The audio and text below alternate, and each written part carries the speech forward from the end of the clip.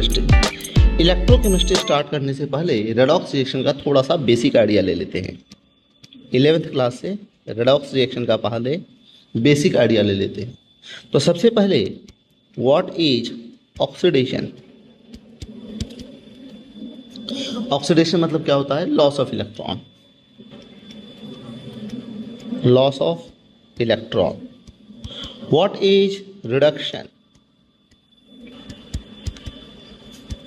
Reduction का मतलब होता है गेन ऑफ इलेक्ट्रॉन। इन दोनों के रिएक्शन को मिला के क्या बोलते हैं? रेडॉक्स। इन दोनों के रिएक्शन को मिला के क्या बोलते हैं? रेडॉक्स। ऐसे कहते हैं कि अगर एक बार यहाँ पे क्या है, मेटल है, मेटल ने इलेक्ट्रॉन क्या कर दिया? लॉस कर दिया, तो उसको क्या बोलेंगे? ऑक्सीडेशन। और इसी इलेक्ट्रॉन को किसी दूसरे नॉन मेटल ने गेन कर लिया, तो इस गेन को क्या बोलेंगे? इस तरह से ये जो प्रोसेस है, इस पूरे प्रोसेस को क्या बोलेंगे? Electron transfer. Electron transfer. और इन दोनों शब्दों का कॉम्बिनेशन क्या है? Red plus ox, redox. ठीक है। फॉर एग्जाम्पल अगर हम बात करते हैं, आपने पढ़ा होगा जिंक प्लस Cu2 प्लस क्या देता है? Copper plus Zn2 plus. Clear? तो यहाँ जिंक ने 2 इलेक्ट्रॉन क्या किया? लॉस किया। तब जो मेटल है वो किस में कन्वर्ट हो गया? कैटायन में। और यहाँ पर उसी 2 इलेक्ट्रॉन को Cu2 प्लस ने क्या किया? गेन किया। तब जाके आयन किस में कन्वर्ट हो गया? मेटल में। क्लियर? इसी तरह अगर दूसरा एग्जांपल लें तो ऐसे बोले कॉपर प्लस सिल्वर प्लस क्या देता है? Silver plus Cu2 plus. अब ये रिएक्शन बैलेंस नहीं है। क्यों नहीं है? क्योंकि अगर Cu से कॉपर देखोगे तो यहाँ पे +2 है, इसलिए 2 इलेक्ट्रॉन लॉस होगा। और यहाँ अगर देखोगे तो सिल्वर प्लस है, ये किस में हुआ? सिल्वर में। तो यहाँ पे 1 इलेक्ट्रॉन। अब यहाँ पे 2 इलेक्ट्रॉन लॉस हुआ है और यहाँ पे 1 इलेक्ट्रॉन गेन हुआ है, तो ये कंप्लीट इलेक्ट्रॉन ट्रांसफर हुआ क्या? नहीं हुआ। इसलिए इसे बैलेंस करने के लिए हम इसे मल्टीप्लाई बाय 2 करते हैं। अब जो रिएक्शन होगा वो क्या होगा? कॉपर से Cu2 प्लस से 2 इलेक्ट्रॉन और twice silver plus 2 electron gives twice Ag plus. अब कहेंगे 2 इलेक्ट्रॉन कैंसल, तो कहेंगे copper plus 2 Ag gives, sorry Ag plus यहाँ पे था, माय मिस्टेक, और ट्वाइस Ag यहाँ पे था। हाँ, twice Ag plus gives 2 Ag plus Cu2 plus. इस तरीके से ये बैलेंस है। चलो एक एग्जांपल और करते हैं। अगर हम बात करें जिंक और हाइड्रोजन की, तो हमें पता है zinc plus H plus, zinc क्या बना देगा? Zn2 प्लस, और H प्लस क्या बना देगा? H2 gas. अब देखते हैं जिंक कन्वर्टेड इनटू क्या हुआ? Zn2 plus plus 2 electron. और यहाँ से हाइड्रोजन जो है वो 1 प्लस है, तो उसको 2 से मल्टीप्लाई कर दो, तो 2H प्लस प्लस 2 इलेक्ट्रॉन किसमें कन्वर्ट हुआ? H2 में। अब रिएक्शन में इलेक्ट्रॉन बैलेंस है। अब कहेंगे जिंक प्लस 2H प्लस क्या देता है? Zn2 plus plus H2। Clear? यहाँ तक कोई दिक्कत? यहाँ तक कोई दिक्कत? तो ये जो रिएक्शन है, ध्यान से सुनना, इसे कहते हैं रेडॉक्स। चूंकि यहाँ पे इलेक्ट्रॉन क्या हुआ है? गेन हुआ है, इसलिए हम इसे कहेंगे reduction half cell reaction. Half cell reaction. जो कहाँ पे होता है, कैथोड पे। चूंकि यहाँ पे इलेक्ट्रॉन लॉस हुआ है तो इसे हम कहेंगे ऑक्सीडेशन हाफ सेल रिएक्शन, जो कहाँ पे होता है, एनोड पे। यहाँ तक कोई दिक्कत? इसी तरह इस रिएक्शन की बात करें तो यहाँ पे इलेक्ट्रॉन लॉस होता है, तो ये होता है oxidation half cell reaction. Oxidation half cell reaction. और यहाँ पे इलेक्ट्रॉन गेन होता है, तो ये होता है रिडक्शन हाफ सेल रिएक्शन। अब यहाँ पे इलेक्ट्रॉन लॉस है और यहाँ पे इलेक्ट्रॉन गेन है, तो इसे बोल देंगे एनोड और इसे बोल देंगे कैथोड। इसी तरह अगर हम बात करें तो अगला टॉपिक है हमारा इलेक्ट्रोकेमिकल सेल। अगला टॉपिक है हमारा इलेक्ट्रोकेमिकल सेल। तो सबसे पहले अब टॉपिक को स्टार्ट करते हैं। तो आज का हमारा टॉपिक क्या है बेटा? इलेक्ट्रोकेमिस्ट्री। इलेक्ट्रोकेमिस्ट्री। अब यहाँ पर इलेक्ट्रोकेमिस्ट्री है क्या? It is a branch of physical chemistry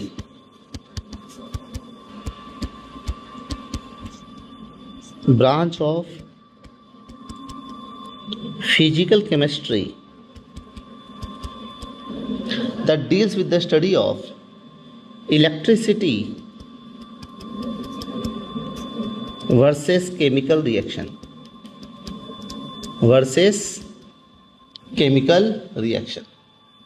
clear?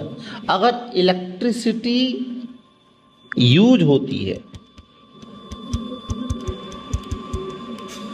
Electricity use होती है और वहाँ से केमिकल कंपाउंड डिकम्पोज होता है,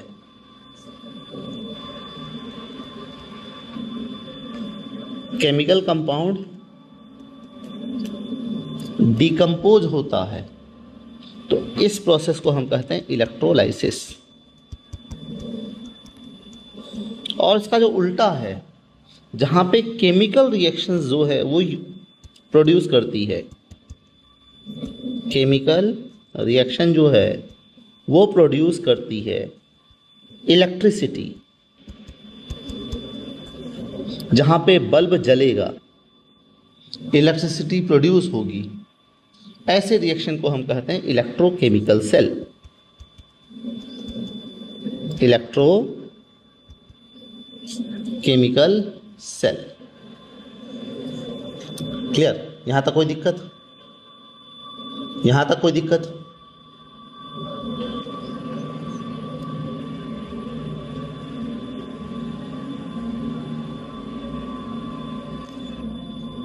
अब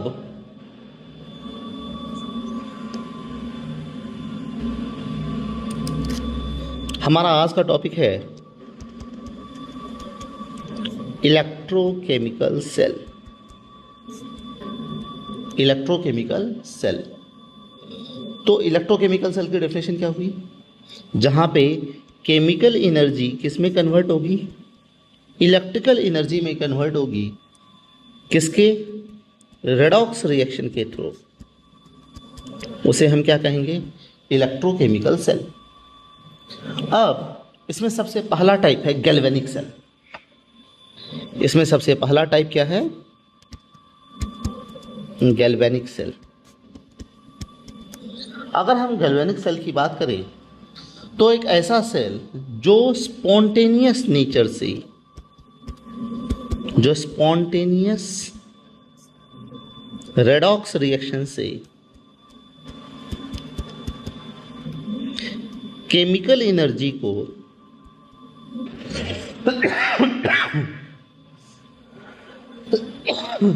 इलेक्ट्रिकल एनर्जी में ट्रांसफॉर्म करता है। स्पॉन्टेनियस नेचर है, इसलिए डेल्टा जी क्या होगा? नेगेटिव। क्लियर? और EMF electromotive force of cell क्या होगा, पॉजिटिव, क्योंकि स्पॉन्टेनियस नेचर है। ऐसा क्यों? क्योंकि हमारे पास फॉर्मूला है delta G is equal to minus N F E.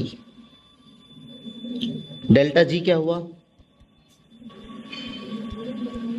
Change in free energy, change in free energy. F क्या हुआ, चार्ज ऑन 1 मोल इलेक्ट्रॉन।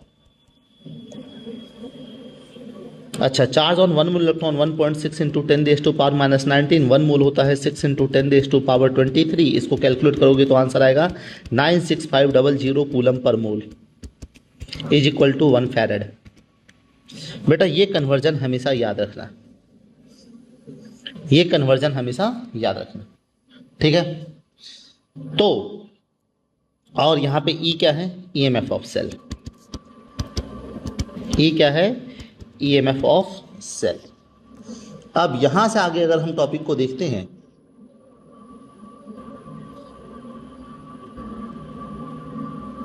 तो ये जो गैल्वेनिक सेल है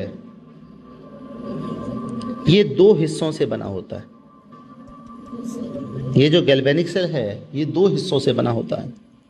एक हिस्से में होता है ऑक्सीडेशन हाफ सेल रिएक्शन, जिस इलेक्ट्रोड को हम कहते हैं एनोड, और दूसरे में हिस्से में होता है रिडक्शन हाफ सेल रिएक्शन, जिसे हम कहते हैं कैथोड। ये बात हमेशा याद रखना कि कैथोड पे हमेशा क्या होगा, रिडक्शन, और एनोड पे हमेशा क्या होगा, ऑक्सीडेशन, ठीक है। गैल्वेनिक सेल में एक ट्रिक दे देता हूं, लोन। मतलब क्या होगा, मतलब क्या होगा, लोन मतलब क्या होगा, left hand anode oxidation negative terminal. तो यहां पे नेगेटिव हो जाएगा, यहां पे नेगेटिव हो जाएगा, क्लियर। तो यहां पे अगर हम बात करेंगे तो जैसे हमने पिछले डेनियल सेल की बात की थी, गैल्वेनिक सेल की बात की थी, जिंक वाले रिएक्शन की, कौन सी, जिंक वाले, इस रिएक्शन की। तो अगर इस रिएक्शन की बात करेंगे तो यहां पे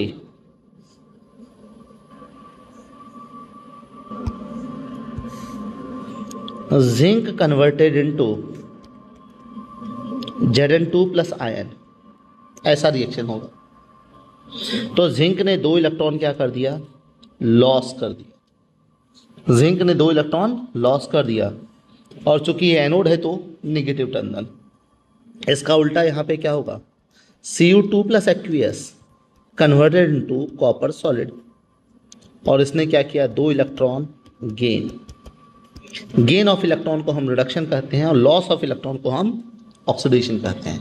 ऑक्सीडेशन हमेशा एनोड पे होता है और रिडक्शन हमेशा कैथोड पे होता है, याद रहेगा बच्चों। अब रही बात इलेक्ट्रॉन कहां से कहां फ्लो करेगा, क्लियर। तो ये जो वायर लगा है गैल्वेनिक सेल में, ये क्या लगा है, वायर लगा है, जहां पे ये बल्ब है। अगर इस वायर की बात करें, अगर हम इस एक्सटर्नल सर्किट की बात करें, एक्सटर्नल सर्किट की बात करें, तो इलेक्ट्रॉन हमेशा फ्लो होगा from anode to cathode, from anode to cathode. और अगर हम किसकी बात करें, इलेक्ट्रॉन की, और अगर हम करंट की बात करें तो हमें पता है ये इसका अपोजिट होगा, तो ये होगा फ्रॉम कैथोड टू एनोड, ठीक है। अब यहां पे इसे कंप्लीट करेगा और एक बहुत ब्यूटीफुल सा कॉन्सेप्ट, जिसे हम कहेंगे सॉल्ट ब्रिज, जिसे हम क्या कहेंगे, सॉल्ट ब्रिज।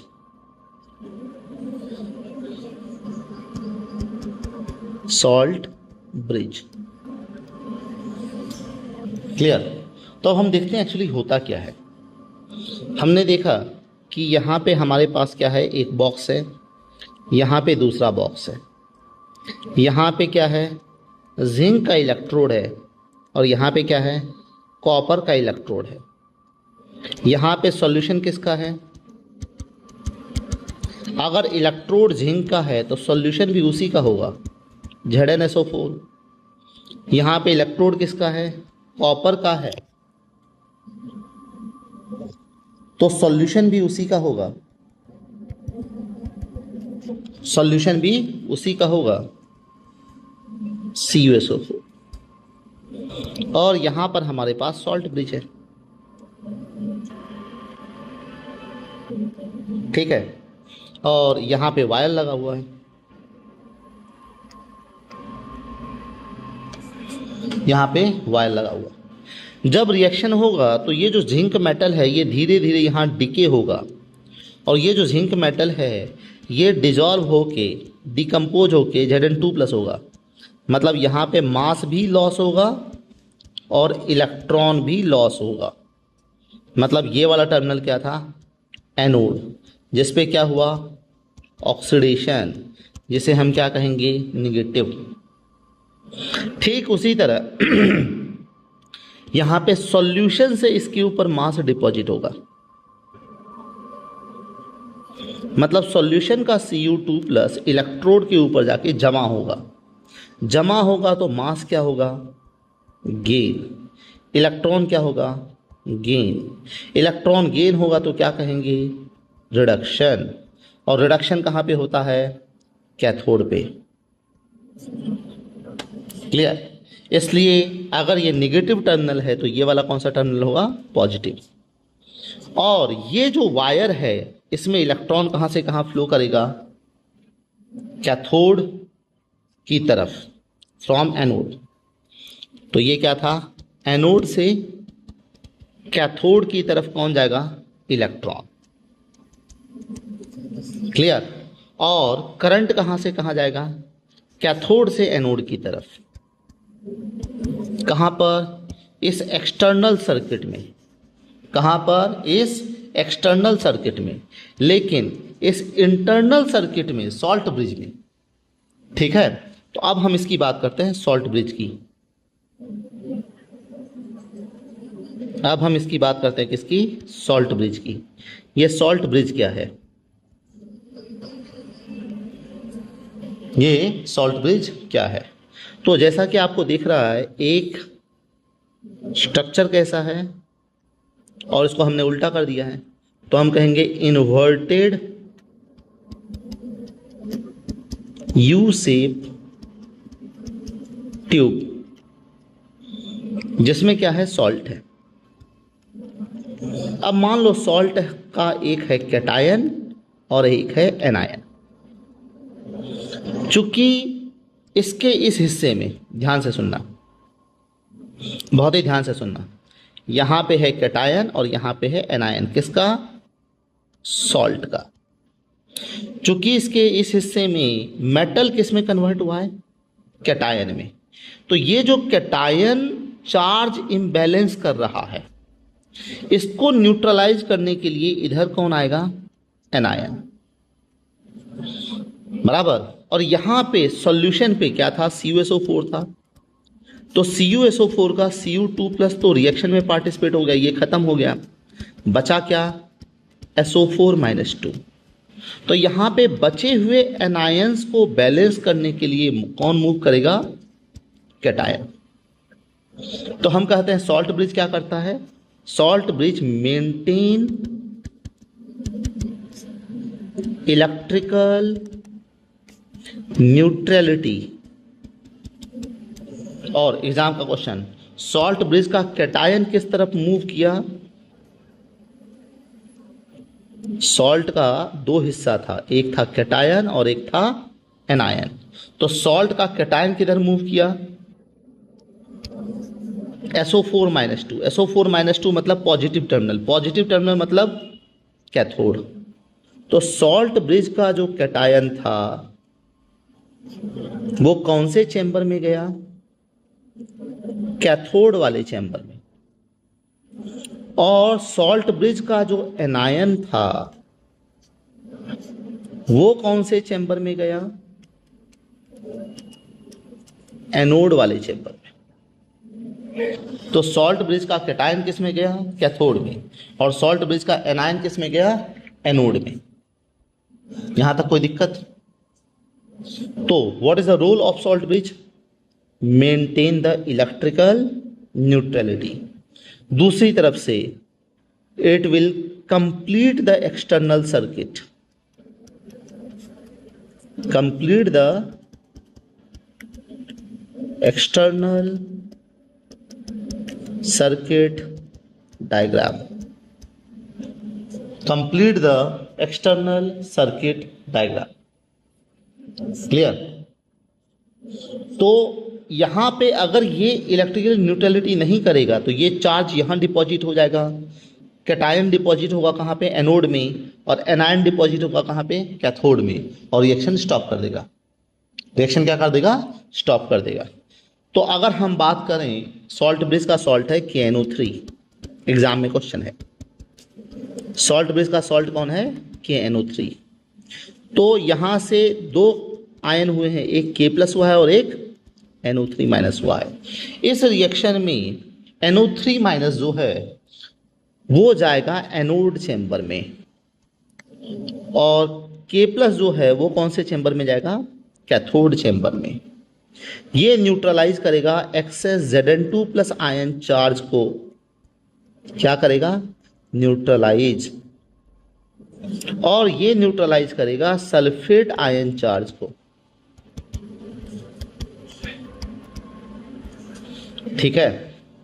अब बेटा कुछ कॉमन सी बात है, इस सॉल्ट ब्रिज में पाउडर होता है, अगार अगार पाउडर। क्लियर? जो गर्म करने पे लिक्विड हो जाता है और ठंडा करने पे जेल लाइक सॉलिड हो जाता है, और जिसमें सॉल्ट फ्रीली मूव करते हैं। इसमें जो सॉल्ट होता है वो हमेशा इनर्ट सॉल्ट होता है। ठीक है? तो यहां तक कोई दिक्कत?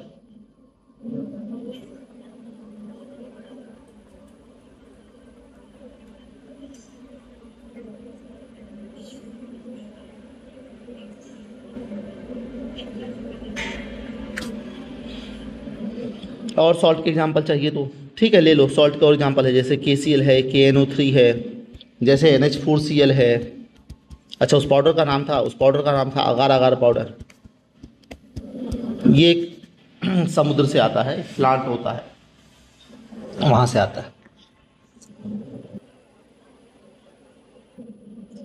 अब अगर वर्किंग को और डिटेल में देखें,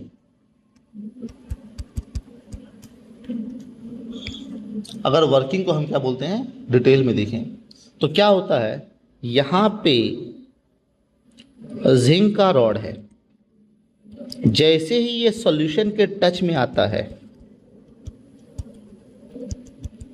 जैसे ही ये सॉल्यूशन के टच में आता है, जिंक अपने मेटल सरफेस से निकल जाता है।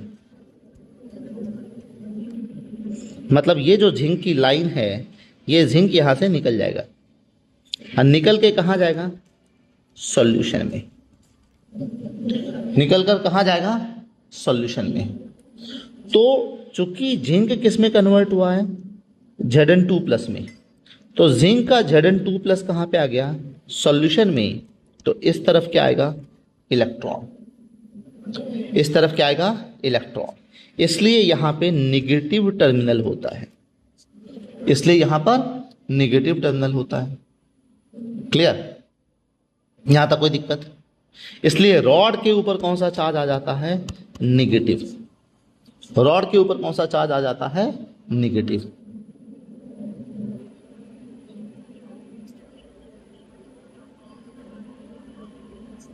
तो जब ये काम होगा तो ये जो सॉल्यूशन हमने बनाया है, तो ये जो हमारे पास क्या है? रॉड है, और ये जो हमारे पास क्या है? सॉल्यूशन है। क्लियर? तो हम ये बात जान रहे हैं कि रॉड के ऊपर कौन सा चार्ज? रॉड मतलब इलेक्ट्रोड, रॉड मतलब इलेक्ट्रोड। इलेक्ट्रोड पे कौन सा चार्ज आ गया? Negative, due two electron, due two electron. लेकिन यहाँ पे सॉल्यूशन के पास सभी कैटायंस आ जाएंगे। सॉल्यूशन में क्या आ जाएंगे, जिंक किस में कन्वर्ट होगा, Zn2+ में। तो सॉल्यूशन में क्या हो जाएगा, कैटायन ज़्यादा हो जाएगा। तो सॉल्यूशन फेज में कौन ज़्यादा होगा, कैटायन ज़्यादा होगा। यहां तक कोई दिक्कत, यहां तक कोई दिक्कत, क्लियर। इसी तरह अगर ये तो एनोड का हुआ, इसी तरह अगर हम कैथोड का बात करते हैं, किसका बात करते हैं, कैथोड का, तो यहां पे सॉल्यूशन है जिसमें है CuSO4, जो दो हिस्सों में टूटेगा, एक Cu2+ और एक SO4-2। और ये Cu2+ जो है ये इस इलेक्ट्रोड पे जाके डिपॉजिट होगा। ये Cu2+ जो है ये इलेक्ट्रोड पे जाके क्या हो जाएगा, डिपॉजिट हो जाएगा। इसलिए इस बार सॉल्यूशन में क्या होगा, बहुत ज़्यादा नेगेटिव चार्ज SO4-2। चूंकि सॉल्यूशन में नेगेटिव चार्ज है इसलिए मेटल सरफेस पे क्या आएगा, पॉजिटिव चार्ज। इसलिए मेटल सरफेस पे क्या आएगा, पॉजिटिव चार्ज। क्लियर, यहां तक कोई दिक्कत, यहां तक कोई दिक्कत।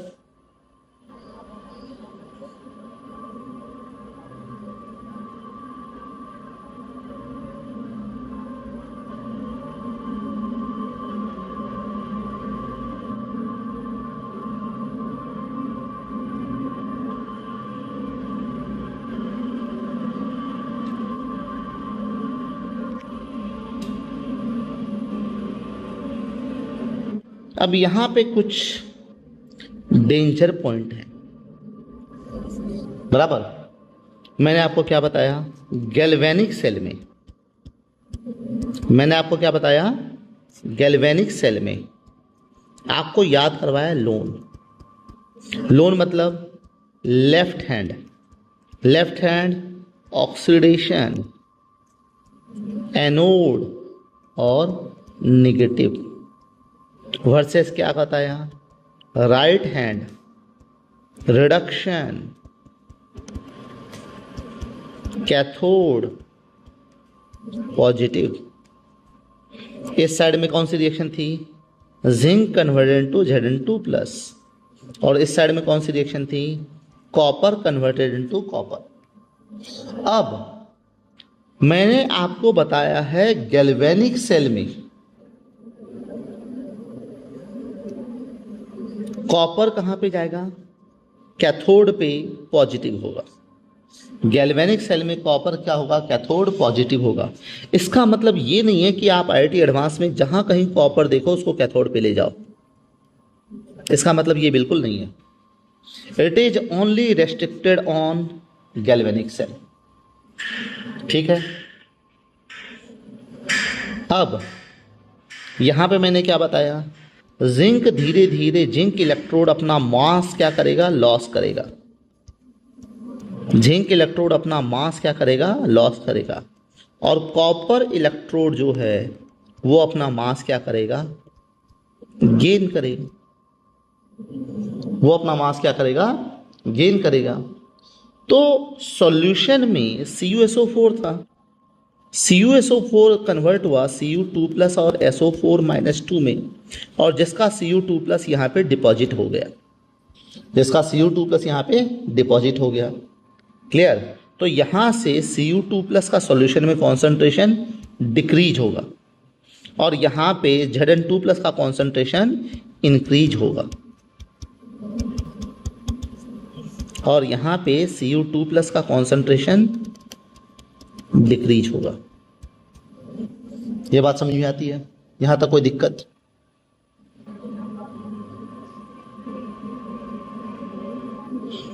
तीसरा पॉइंट जो डेंजर पॉइंट है, मैंने क्या बताया कि यहां पे क्या है, एनोड है और यहां पे क्या है, कैथोड है। और वायर में कौन मूव करता है, वायर में कौन मूव करता है, इलेक्ट्रॉन कहां से, एनोड से कैथोड की तरफ। और करंट कहां से, कैथोड से एनोड की तरफ, और यहाँ पे कनेक्टिंग लिंक बताया मैंने सॉल्ट ब्रिज, मतलब ये इंटरनल सर्किट। अब सॉल्ट ब्रिज का कैटायन मूव करता है और एनायन मूव करता है। कैटायन किस तरफ जाता है? कैथोड की तरफ, कैथोड वाले चैम्बर में, टू न्यूट्रलाइज SO4-2। और एनायन कहाँ जाता है? एनोड वाले चैम्बर में, to neutralise Zn2+ ion concentration. इसका मतलब ये नहीं है कि फिजिक्स में जैसा सोचते हो कि सर यहाँ पे minus anode negative terminal, cathode positive terminal. ये हुआ एक्सटर्नल सर्किट डायग्राम, इसमें फ्लो करेगा इलेक्ट्रॉन। तो ये जो सॉल्ट ब्रिज वाला है, इसमें इलेक्ट्रॉन थोड़े मूव करता है, इसमें इलेक्ट्रॉन मूव नहीं किया ना बेटा, इसमें कौन मूव किया? Cation and anion. तो ये क्वेश्चन में थोड़ा सा ध्यान से देख लेना, ये चीज क्वेश्चन में थोड़ा सा ध्यान से देख लेना। यहां तक कोई दिक्कत?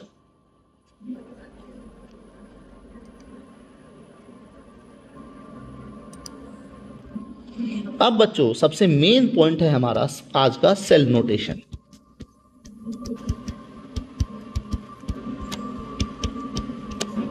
इसके ऊपर का जितना भी टॉपिक है वो आपने 11th में रेडॉक्स में कहीं ना कहीं देखा होगा, नहीं देखा होगा तो एनसीईआरटी निकाल लेना, नई वाली एनसीईआरटी में नहीं मिले तो पुरानी वाली एनसीईआरटी, ठीक है, 11th में ही देखा होगा।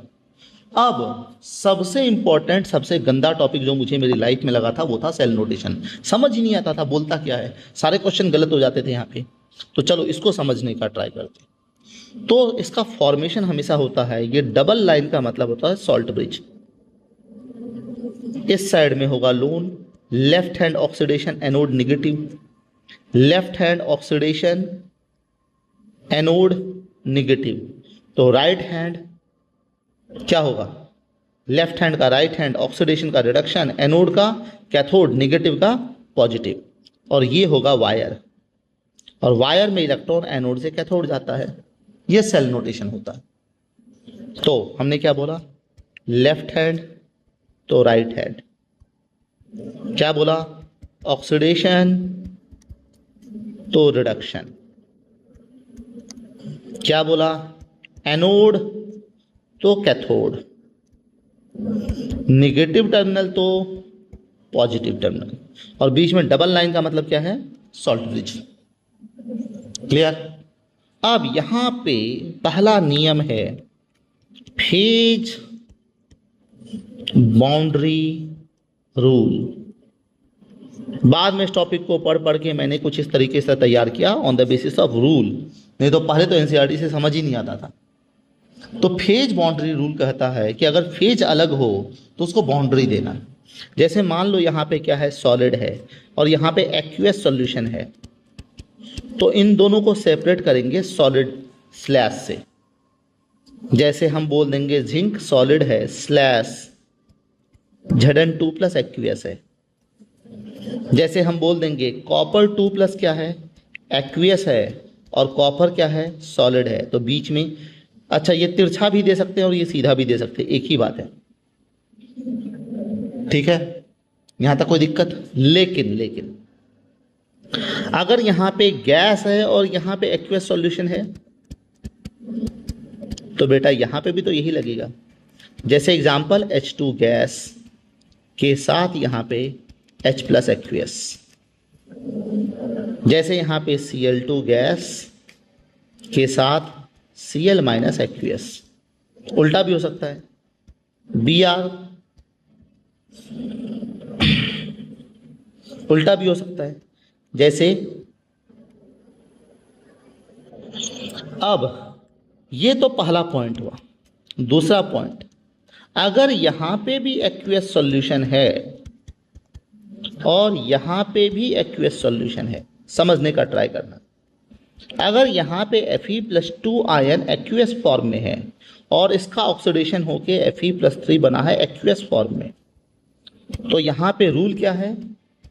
सेम फेज है, तो सेम फेज में ये सेपरेशन लाइन नहीं लगेगा, ये लगेगा कॉमा। सेपरेशन लाइन नहीं लगेगा, क्या लगेगा? कॉमा। क्लियर? यहां तक कोई दिक्कत?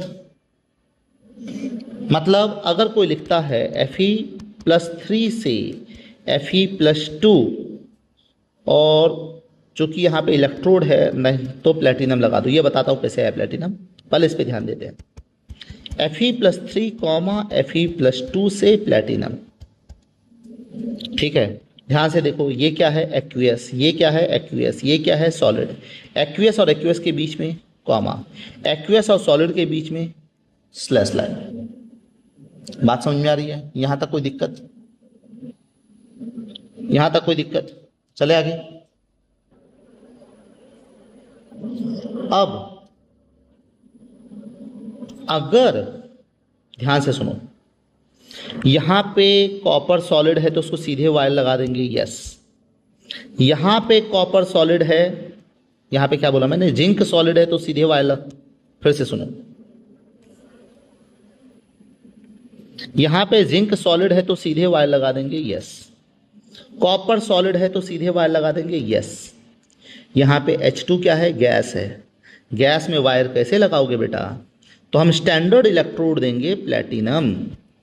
यहाँ पे ये क्या है? गैस है, तो यहाँ पे स्टैंडर्ड इलेक्ट्रोड देंगे प्लेटिनम। चूंकि प्लेटिनम सॉलिड है, ये गैस है, तो फेस डिफरेंट है, इसलिए सॉलिड लाइन। अब ये एक्वियस सॉल्यूशन है। एक्वियस सॉल्यूशन में वायर कैसे लगाओगे? कोई सरफेस देना पड़ेगा ना इलेक्ट्रोड जहाँ पे रिएक्शन होगा, तो इलेक्ट्रोड किसका लगेगा? प्लेटिनम।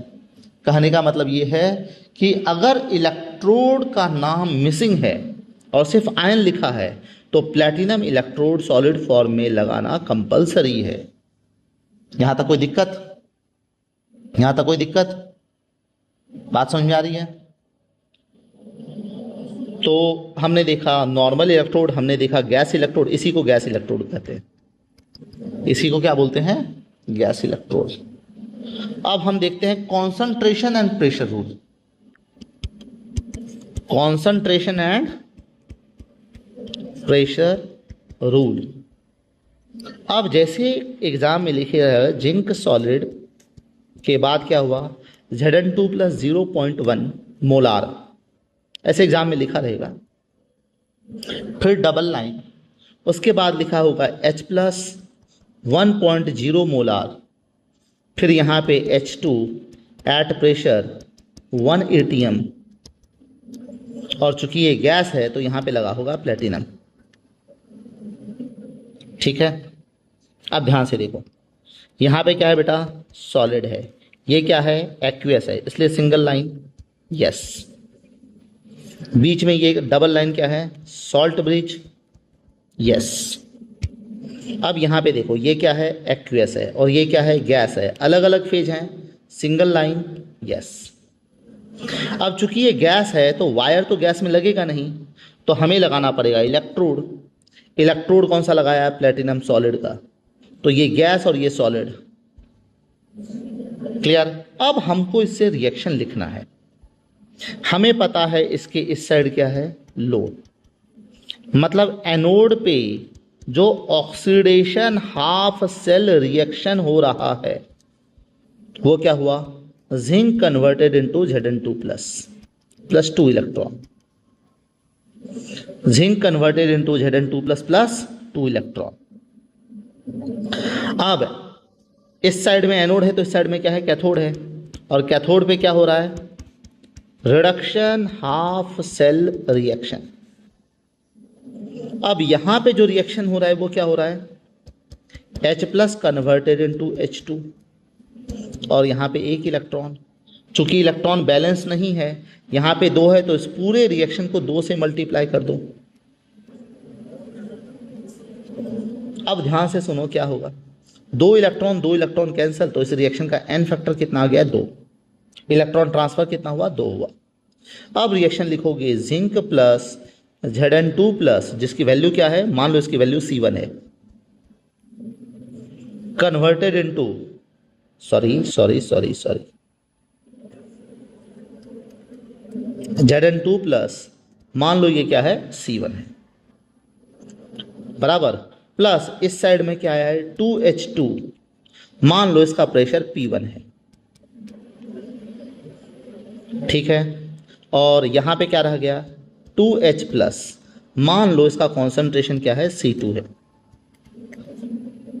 यहाँ तक कोई दिक्कत? अब यहाँ पे अगर हम बोलेंगे ये रिएक्शन इक्विलिब्रियम पे है, अगर ऐसा बोल दें तो 11th क्लास के इक्विलिब्रियम की वजह से क्या आएगा, प्रेशर ऑफ हाइड्रोजन का power 2, concentration of Zn2 plus का power 1 divided by H plus का पावर 2। मतलब वैल्यू के साथ देखें तो P1 का स्क्वेयर C1 का पावर 1 अपॉन C2 का power 2 is equal to equilibrium constant.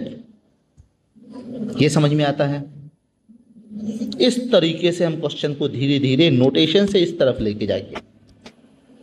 अब अगर ये इतना ही सिंपल है सर तो दिक्कत क्या है? ये बात याद रखना बेटा, सिर्फ कॉन्सेंट्रेशन कि सिर्फ प्रेशर की, दोनों बताए मैंने बताया है कॉन्सेंट्रेशन एंड प्रेशर रूल, बहुत ही इंपॉर्टेंट है। बच्चे जल्दी जल्दी में एक डाटा भूल जाते हैं। यहाँ पे कोई कॉन्सेंट्रेशन लेता है तो प्रेशर भूल ही जाता है लेना, तुम ये गलती नहीं करना, ठीक है। अब सर ये तो इतना आसान दिख रहा है तो इसमें दिक्कत क्या है? बेटा अभी दिक्कत आएगा, अभी दिक्कत आएगा। तो दिक्कत है मेरे पास, जो मुझे मेरे लाइफ में दिक्कत आई थी वो ये 3 टॉपिक में बहुत दिक्कत आई थी। पहला है metal insoluble, metal insoluble salt electrode. तो इसको मैंने आपके लिए बहुत बढ़िया डिजाइन किया हुआ है, don't worry. Metal insoluble salt electrode.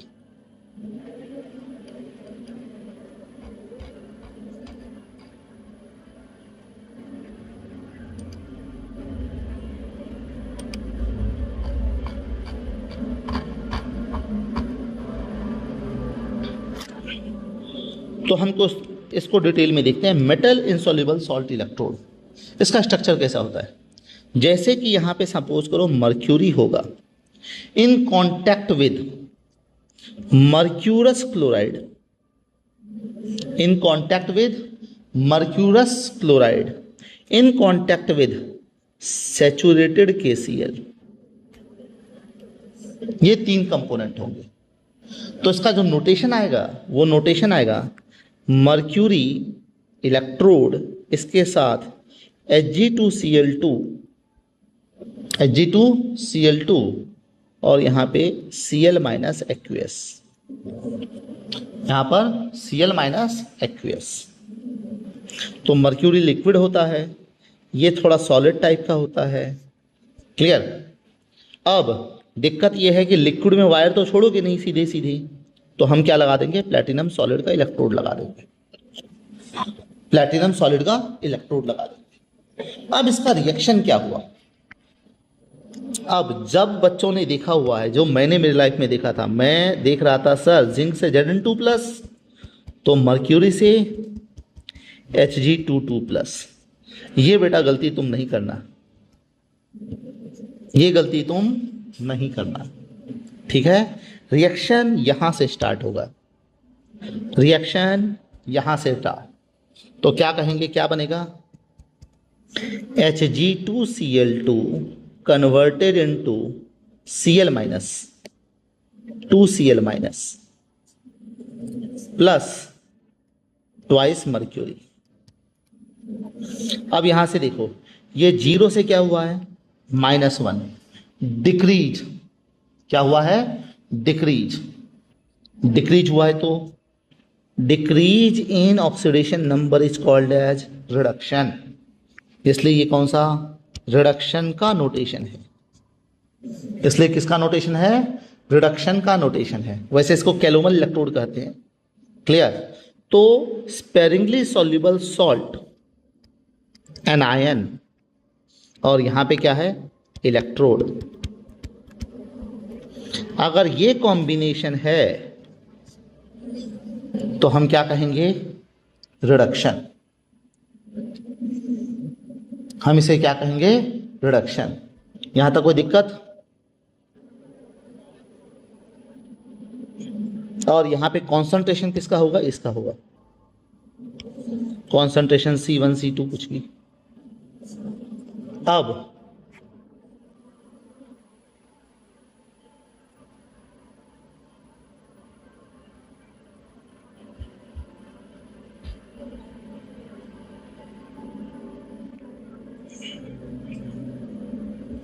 तो यहाँ पे 2Cl माइनस है, तो यहाँ पे क्या होगा बेटा, 2 इलेक्ट्रॉन, चूंकि रिडक्शन है।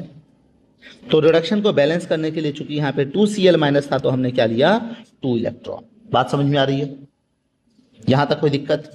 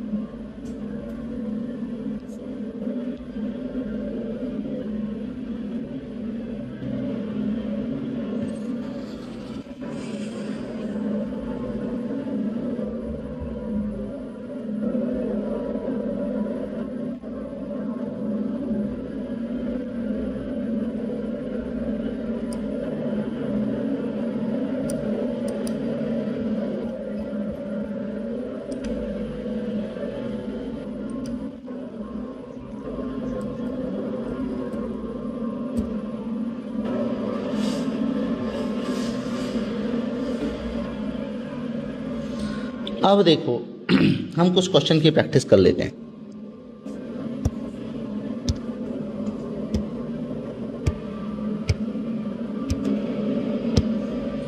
हम कुछ क्वेश्चन की प्रैक्टिस कर लेते हैं। क्लियर? ध्यान से देखना। यहां पे क्या है, Zn2 प्लस से जिंक, मतलब कैटायन से मेटल, मतलब Zn plus 2 electron converted into zinc. क्या सिखाया था क्लास में मैंने आपको, यहाँ पे +2 है और 1 electron -1, 2 electron -2 is equal to क्या है, 0 है। तो हम कहते हैं गेन ऑफ इलेक्ट्रॉन को क्या कहते हैं, रिडक्शन। गेन ऑफ इलेक्ट्रॉन को क्या कहते हैं, रिडक्शन। यहाँ पे भी मतलब ये भी रिडक्शन है और ये भी रिडक्शन है। तो मैंने आपको क्लास में फॉर्मूला दिया था, याद है, E0 cell is equal to E0 reduction at cathode minus E0 reduction at anode. Clear? और जिसका शॉर्टकट बोला था का, कैथोड माइनस एनोड, जिसका शॉर्टकट क्या बोला था, का, कैथोड माइनस एनोड। अब दिक्कत यह है कैथोड में कौन और एनोड में कौन। तो बेटा इसके लिए एक नियम बताया था, हम लेंगे वैल्यू +3 से -3। अब इस क्वेश्चन में -0.76 कहाँ पे आएगा, नीचे, और +0.34 कहाँ पे आएगा, ऊपर। तो ऊपर कौन आएगा, कॉपर। नीचे वाला अंडरगो ऑक्सीडेशन एट एनोड, यही बताया था ना, नीचे वाला अंडरगो ऑक्सीडेशन एट एनोड। तो ये जो जिंक है ये कहाँ पे आएगा, एनोड पे आएगा, और कॉपर कहाँ पे जाएगा, कैथोड पे जाएगा। तो कैथोड माइनस एनोड 0.34 माइनस 0.76, तो 0.34 प्लस 0.76, तो बेटा इसका आंसर कितना आ जाएगा, 1.1 वोल्ट। क्लियर? अब ध्यान से सुनो, which metal can displace hydrogen from the dilute. अब ध्यान से सुनना, which metal can displace hydrogen from the dilute acid. तो मैंने बोला था +3 से क्या लगाना, -3, और बीच में क्या लगाना, 0। H plus electron, formation of H2 gas. अब इसके कॉन्सेप्ट क्या दिया था, नीचे वाला अंडरगो ऑक्सीडेशन, नीचे वाला अंडरगो ऑक्सीडेशन। अब यहां से एलिमेंट स्टार्ट करेंगे, यहां तक पूरा सीक्वेंस मैंने आपको रटवा दिया था। क्या रटवाया था, फिर से सुनो। हमने सबसे पहले एक नंबर लाइन ली, कहां से, +3 से -3, बीच में वैल्यू क्या है 0। यहाँ पे एक रिएक्शन है 0, इसको हमने लिया है, स्टैंडर्ड हाइड्रोजन इलेक्ट्रोड को लिया है। अब नीचे वाला अंडरगो ऑक्सीडेशन, जो जितना नीचे उतना फास्ट अंडरगो ऑक्सीडेशन। अब इसका सीक्वेंस याद करवाया था, ली, के, काका, ने, मांगी, अलमारी, जैन, कार, फ्रिज, सीढ़ी,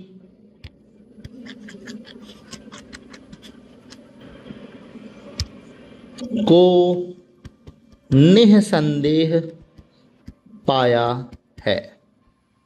देखो यही सीक्वेंस था। फिर से सुनो क्या बोला मैंने, हमने सीक्वेंस शुरू किया +3 से -3, बीच में 0 कौन है हाइड्रोजन, और मूल मंत्र क्या है, नीचे वाला अंडरगो ऑक्सीडेशन। तो -3 पे बॉटम में कौन है लिथियम। ली, के, काका, ने, मांगी, अलमारी, झैन, कार, फ्रिज, सीढ़ी को निःसंदेह पाया है। जो जितना नीचे है वो उतना फास्ट रिएक्शन करेगा। तो अब अगर ऑप्शंस देखते हैं तो ऑप्शन में सिर्फ हमारे पास क्या है जिंक है। अब अगर हम ऑप्शन देखते हैं तो ऑप्शन में हमारे पास क्या है जिंक है। इसका मतलब जिंक प्लस डाइल्यूट HCl क्या होगा, जिंक प्लस डाइल्यूट HCl क्या होगा ZnCl2 प्लस H2, और कॉपर प्लस डाइल्यूट HCl क्या होगा बेटा, कुछ नहीं होगा, कुछ नहीं होगा। आई बात समझ में, based on electrochemical series, based on electrochemical series. Question number 3 की बात करते हैं। अगर E0 सेल 0 है तो बेटा मैंने आपको फॉर्मूला दिया था delta G is equal to -NFE, not तो नॉट। अगर E0 की वैल्यू क्या है 0 है तो यहाँ पे डेल्टा G भी क्या आएगा 0। गलती हो गई है, डेल्टा G0 होना चाहिए, डेल्टा G0 क्या आएगा 0। यहां तक कोई दिक्कत। अब इनमें से कौन सा स्ट्रॉन्गेस्ट ऑक्सीडाइजिंग एजेंट है, बहुत ध्यान से सुनना।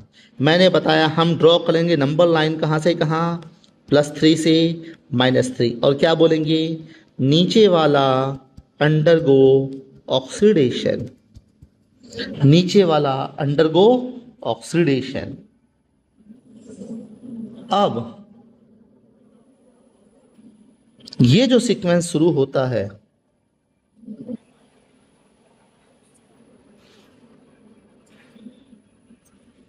ली, के, काका, ने, मांगी, अलमारी, झैन, कार, फ्रिज, क्लियर। उसके बाद यहाँ पे अगर +3 से -3 सीक्वेंस को देखोगे तो यहाँ पे हाइड्रोजन इज इक्वल टू 0 आएगा, फिर कुछ इस जगह पे क्या आएगा कॉपर आएगा, और फिर इस जगह पे कौन आएगा Cl2 आएगा। इलेक्ट्रोकेमिकल सीरीज इसके लिए थोड़ा देखना पड़ेगा, +3 से -3, क्लियर। तो यहाँ पे नीचे वाला undergo oxidation behaves as reducing agent. तो सबसे बढ़िया रेड्यूसिंग एजेंट कौन हुआ Zn2+। सबसे बढ़िया रेड्यूसिंग एजेंट कौन हुआ Zn2+। और इस 4 ऑप्शन में से सबसे बढ़िया ऑक्सीडेशन, नीचे वाला अंडरगो ऑक्सीडेशन तो ऊपर वाला undergo reduction, behaves as oxidising agent. तो सबसे बढ़िया ऑक्सीडाइजिंग एजेंट कौन हुआ Cl2। इसके लिए आपको क्या देखना पड़ेगा इलेक्ट्रोकेमिकल सीरीज का वैल्यू याद रखना पड़ेगा, ठीक है। अब गैल्वेनिक सेल में कैथोड कैसा काम करता है, तो बेटा गैल्वेनिक सेल में मैंने आपको एक मंत्र दिया हुआ है, क्या है loan, left hand oxidation anode negative. तो कैथोड क्या होगा पॉजिटिव, कैथोड क्या होगा पॉजिटिव। अब हम चलते हैं मोर देन वन करेक्ट आंसर में, क्लियर। अब ध्यान से देखो हमारा सीक्वेंस +3 से -3, ऑप्शन नंबर 1 के लिए ली, के, काका, ने, मांगी, अलमारी, झैन। पहले कौन आया जिंक, जिंक अंडरगो ऑक्सीडेशन मेरे सीक्वेंस में है, तो यस स्पॉन्टेनियस है। ली के काका ने मांगी अलमारी, झैन, कार, फ्रिज। पहले कौन आया? फ्रिज आया कि सिल्वर आया? फ्रिज आया, तो ये भी स्पॉन्टेनियस है। ये भी क्या है? स्पॉन्टेनियस है। तो अगर ये दोनों स्पॉन्टेनियस हैं तो विच रिएक्शंस आर फिजिबल? हाँ, तो option number A and option number C, हाँ मोर देन वन का आंसर।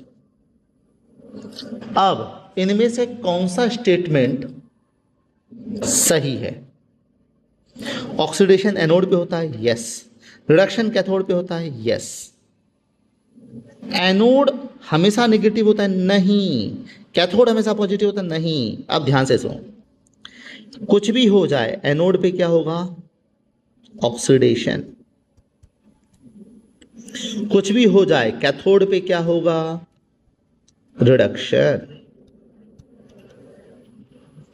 अब अगर हम इलेक्ट्रोकेमिकल सेल की बात करते हैं तो इसमें याद रखना loan left hand anode negative, इसलिए यहां पे एनोड क्या होगा? नेगेटिव। और अगर हम इलेक्ट्रोलाइसिस की बात करते हैं तो cation move toward cathode, anion move toward anode. Anion move toward anode, इसलिए एनोड क्या होगा? पॉजिटिव। ये बहुत अच्छे से याद रखना। फिर से सुनो, इलेक्ट्रोकेमिकल सेल में एनोड क्या होगा? नेगेटिव। और इलेक्ट्रोलाइटिक सेल में एनोड क्या होगा? पॉजिटिव। इसलिए एनोड, ये वाला स्टेटमेंट गलत है। इसलिए इस क्वेश्चन के यही दो आंसर हैं। ये बात समझ में आती है? क्वेश्चन नंबर 8 क्या पूछा गया है? स्पॉन्टेनियस रिएक्शन के लिए क्या क्या होना चाहिए? तो बेटा स्पॉन्टेनियस रिएक्शन के लिए डेल्टा जी क्या होना चाहिए? डेल्टा जी क्या होना चाहिए? निगेटिव। ई नॉट सेल क्या होना चाहिए? Delta G is equal to delta G not plus R T L N Q C. Clear? तो डेल्टा जी क्या होना चाहिए? निगेटिव, तभी स्पॉन्टेनियस होगा। अब ई नॉट सेल क्या होना चाहिए? ये भी सही है, पॉजिटिव। और इक्विलिब्रियम कांस्टेंट हमेशा ही बड़ा होना चाहिए, क्योंकि at equilibrium delta G is equal to zero. At equilibrium delta G is equal to zero, 11th class में पढ़ा होगा। तो zero is equal to delta G not plus R T L N K C. So R T L N K C negative हो जाएगा, is equal to delta G not. Clear? इसलिए option number A B C होगा। अब question number 9 की बात करते हैं। Reducing agent, नीचे वाला undergo oxidation behaves as reducing agent. ली के काका ने मांगी अलमारी, झैन। आई बात समझ में? क्वेश्चन नंबर 10 की बात करें। सॉल्ट ब्रिज क्या क्या करता है? यस। मेंटेन इलेक्ट्रिकल न्यूट्रलिटी करता है, यस। अलाउ इलेक्ट्रॉन फ्लो, नहीं बेटा, यही तो बोला था। K प्लस और NO3 माइनस। K प्लस किसकी तरफ जाएगा? कैटायन है, तो CuSO4 का Cu2 प्लस डिपॉजिट हो गया, बचा कौन? SO4। किस तरफ? कैथोड की तरफ। तो कैटायन कैथोड वाले में जाएगा। और ये जो एनायन है, ये जिंक का Zn2 प्लस हुआ है कहाँ पे?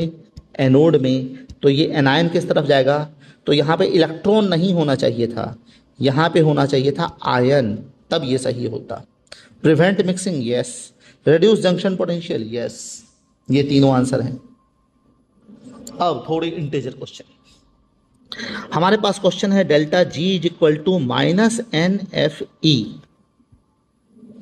तो हम कहेंगे -2 इंटू 96500 इंटू ई कितना दिया है?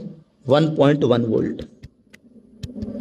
तो -2.2 इंटू 96500। अब यहां से आगे सॉल्व कर लेना, ठीक है? आंसर आएगा जूल में। किलो जूल चाहिए तो फिर -2.2 इंटू 96.5 किलो जूल। यहां तक कोई दिक्कत? अगला क्वेश्चन, अगर ये इतना है ई नॉट सेल तो फाइंड एन। क्लियर? देखो अभी एक फॉर्मूला हमने किया था, हमने फॉर्मूला क्या था, delta G is equal to delta G not plus R T L N Q C.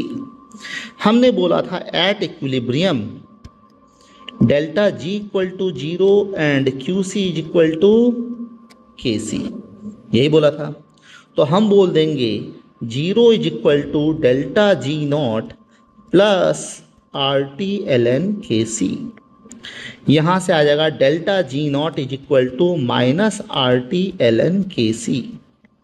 अब हम एक फॉर्मूला जानते हैं, delta G naught is equal to minus N F E naught, इसे अप्लाई कर दो तो ये हो जाएगा minus N F E not is equal to minus R T L N K C.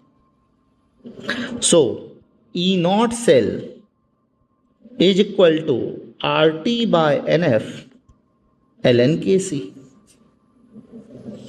अब अगर इक्विलिब्रियम नहीं लेते हैं तो ये फॉर्मूला कैसे होगा, ध्यान से देखो, delta G is equal to minus N F E है और delta G naught is equal to minus N F E naught है। इस दोनों को इस इक्वेशन में रख दो तो क्या बोल देंगे, minus N F E is equal to minus N F E naught plus R T L N Q C. अब यहां से आ जाएगा E is equal to E naught minus R T L N Q सी।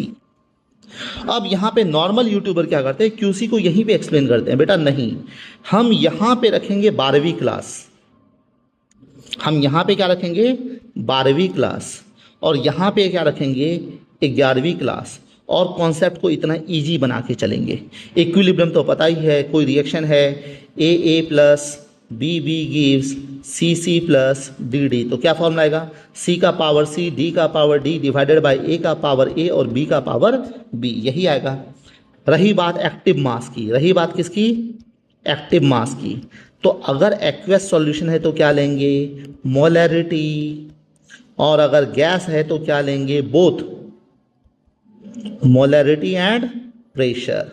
बच्चों इससे ज़्यादा tension लेना ही मत, यहीं से हम क्वेश्चन सॉल्व कर देंगे। 12वीं अलग और 11वीं अलग, जिसने दोनों को मिक्स किया उसका ये चैप्टर गया हाथ से, ठीक है।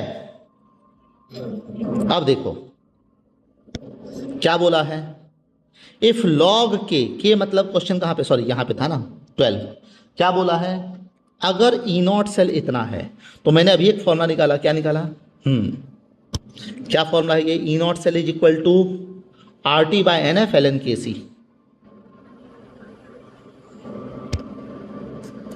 E not is equal to R T by N F log base E के सी एट 298 केल्विन। आर कितना होता है, गैस कांस्टेंट, एन पता करना है, टी दे रखा है कितना 298, और एफ कितना होता है 96500। तो यहाँ पे देखेंगे तो कहेंगे E not is equal to 0.059 upon N. ये सब कैलकुलेशन करके आता ही है, ये हमेशा स्टैंडर्ड याद ही रखना, एट एस टी पी यही वैल्यू आता है। Log base 10 K C, E not कितना दिया था 0.059, तो चूंकि यहाँ पे ई नॉट कितना दिया है 0.059 is equal to 0.059 upon N log base 10 K सी, ठीक है।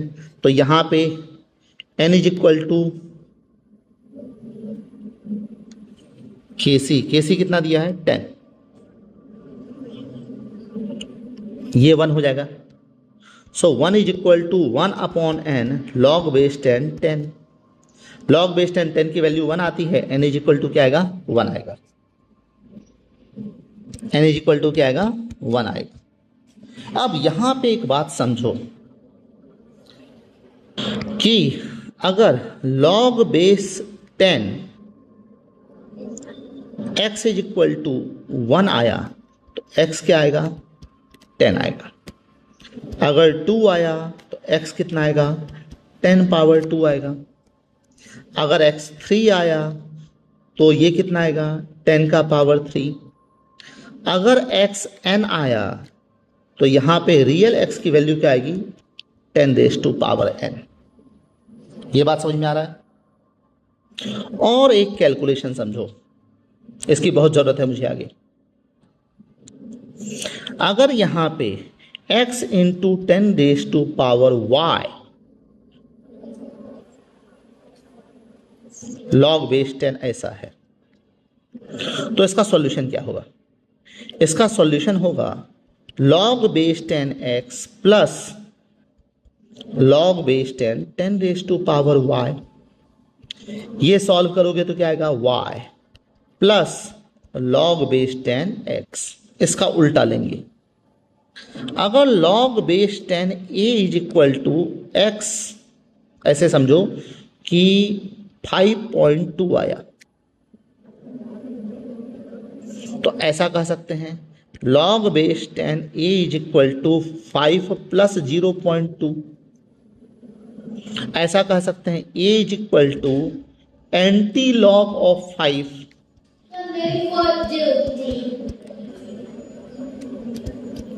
Anti log of 2।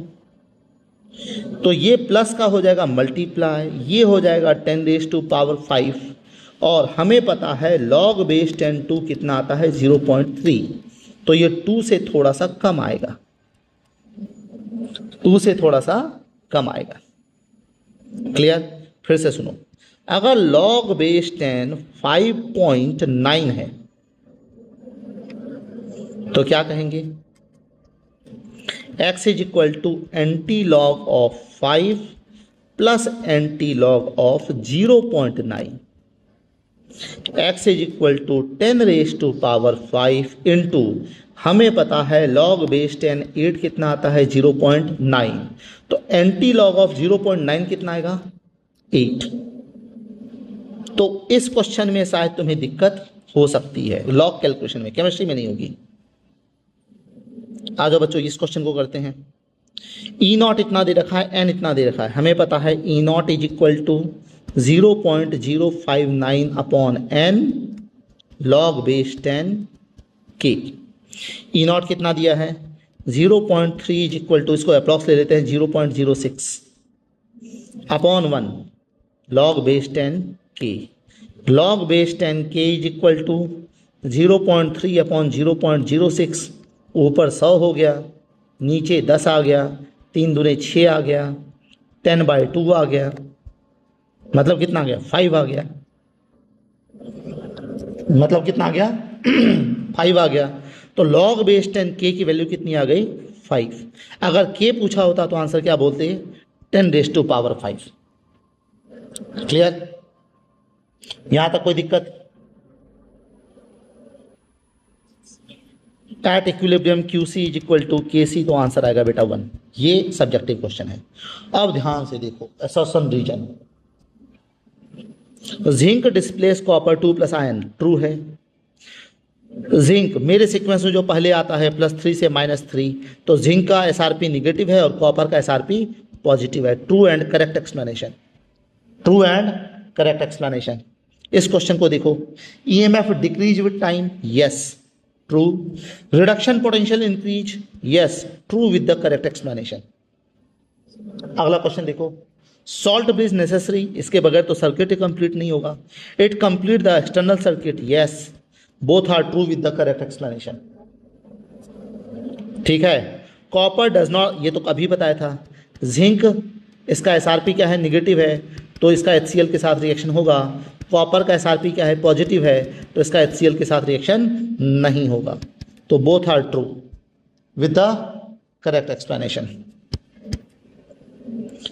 नीचे वाला undergo oxidation behaves as reducing agent, तो ऊपर वाला undergo reduction behaves as oxidising agent, yes true. Gain electron, oxidizing agent reduction, reduction gain of electron, reduction gain, yes true with the correct explanation. अब match the column को देखते हैं। कुछ भी हो जाए बेटा दुनिया में, एनोड पे हमेशा क्या होगा, ऑक्सीडेशन। कैथोड पे हमेशा क्या होगा, रिडक्शन। सॉल्ट ब्रिज क्या करता है, मेंटेन न्यूट्रलिटी। तो ईएमएफ क्या करता है, ये बताता है रिएक्शन स्पॉन्टेनियस है या नहीं है। अब जरा इस क्वेश्चन को देखते हैं। ठीक है, यहाँ पे क्या दिया है, Fe+3 से Fe+2 +3 से +2 डिक्रीज मतलब रिडक्शन दिया है, कितना 0.77। I2 से 0 से -1 ये भी क्या दिया है, रिडक्शन दिया है। +3 से -3 ऊपर आएगा 0.77, नीचे आएगा 0.54। नीचे वाला अंडरगो ऑक्सीडेशन, नीचे वाला undergo oxidation, behaves as reducing agent, behaves as reducing agent. तो ऊपर वाला undergo reduction, behaves as oxidising agent, behaves as oxidising agent. तो compound undergo reduction called as reducing agent. Reducing agent सामने वाले को reduce करेगा और खुद क्या होगा, ऑक्सीडाइज होगा, खुद क्या होगा, ऑक्सीडाइज। तो आंसर आएगा I-, आंसर आएगा I-। अब E0 सेल मैंने पहले बोला था अब नीचे वाला अंडरगो ऑक्सीडेशन एट एनोड और ये कैथोड, कैथोड माइनस एनोड 0.77 - 0.54, 7 में 4 गया 3, 7 में 5 गया 2, 0.23। ठीक है, अब ये तो टेबल की वैल्यू याद हो तो भी पता हो। ली के काका ने मांगी, जो मेरे टेबल में पहले आया है वो बहुत दूर होगा। अगर इलेक्ट्रोड इस क्वेश्चन को थर्मोडायनामिक्स से ले लेना, E = E0 - RT/NF log/10 QC। तो Q की वैल्यू जितनी कम होगी उतना ये निगेटिव टर्मिनल कम होगा, उतना इसका वैल्यू बढ़ेगा। तो जितना ये कम होगा उतना E बढ़ेगा।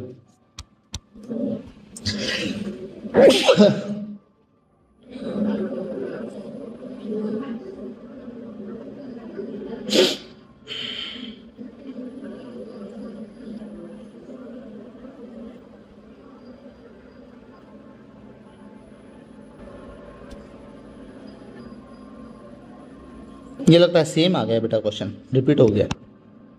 हाँ, 29 की अगर बात करें तो 29 क्या कहेंगे, नॉट ट्रू। बेटा ये वाला स्टेटमेंट बहुत अच्छे से, E0 डिपेंड ऑन कॉन्सेंट्रेशन, ये गलत बात है। E डिपेंड करता है, E0 डिपेंड नहीं करता। ओहो, ये तो PYQ है, बहुत सिंपल। हम क्या करेंगे, +3 से -3, नीचे आएगा -0.5, फिर आएगा -0.2, फिर आएगा +0.1। नीचे वाला undergo oxidation, behaves as reducing agent, behaves as reducing agent. तो नीचे कौन है, C, फिर यहाँ पे कौन है, A, और यहाँ पे क्या है, B। तो पावर क्या है, C से A से B।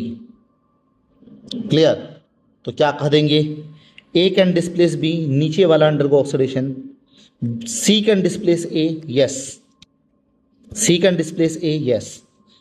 B इज स्ट्रॉन्गेस्ट, हाँ B क्या है, reduction, behave as very good oxidizing agent, yes. Maximum EMF difference between B and C, हाँ सही है। ये लाइन पे बहुत दूर दूर है तो इसका डिफरेंस कितना आएगा, नंबर लाइन पे बहुत दूर आएगा। थैंक यू बेटा, आज के लिए इतना ही।